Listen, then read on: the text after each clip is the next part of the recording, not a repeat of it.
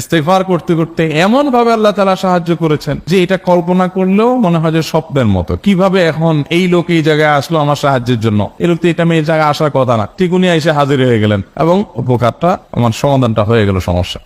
তো আলহামদুলিল্লাহ বহুবার আমি পরীক্ষা করেছি, আর আমার পরীক্ষার 2 পয়সার দাম নাই। হাদিসে বলা আছে, গ্যারান্টি দেওয়া আছে, আমার পরীক্ষা করলি কি না করলি।